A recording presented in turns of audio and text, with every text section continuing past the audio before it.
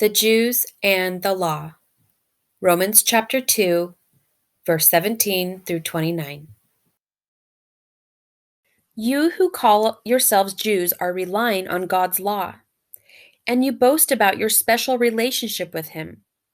You know what He wants. You know what is right because you have been taught His law.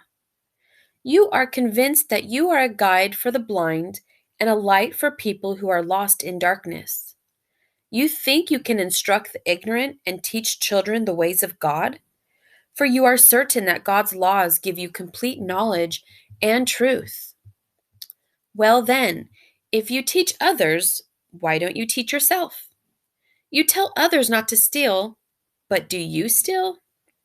You say it is wrong to commit adultery, but do you commit adultery? You condemn idolatry, but do you use items stolen from pagan temples? You are so proud of knowing the law, but you dishonor God by breaking it. No wonder the scriptures say the Gentiles blaspheme the name of God because of you. The Jewish ceremony of circumcision has value only if you obey God's law. If you don't obey God's law, you are no better off than an uncircumcised Gentile. And if the Gentiles obey God's law, won't God declare them to be His own people?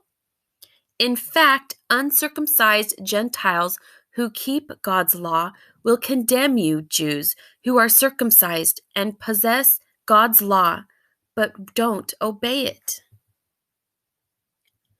For you are not a true Jew just because you were born of Jewish parents or because you have gone through the ceremony of circumcision. No, a true Jew is one whose heart is right with God. And true circumcision is not merely obeying the letter of the law. Rather, it is a change of heart produced by the Spirit. And a person with a changed heart seeks praise from God, not from people. Paul continues to argue that all stand guilty before God. After describing the fate of the unbelieving pagan Gentiles, he moves to admonish God's people. Despite their knowledge of God's will, they were guilty because they too refused to live by it. Those of us who have grown up in Christian families may know what God's word says. But Paul says that if we do not live up to what we know, we are no better off than unbelievers.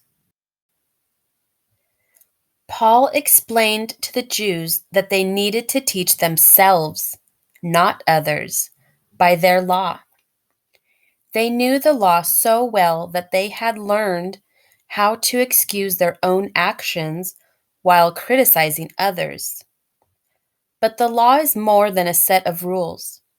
It is a guideline for living according to God's will.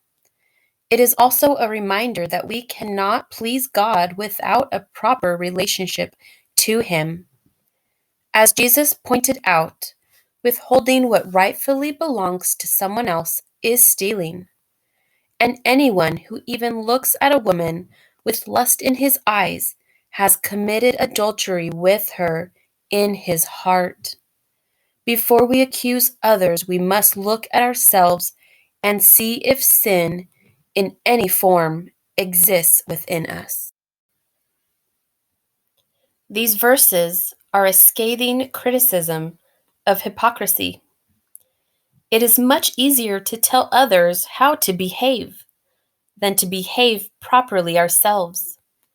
It is easier to say the right words than to allow them to take root in our own life. Do you ever advise others to do something you are unwilling to do yourself? Make sure that your actions match your words.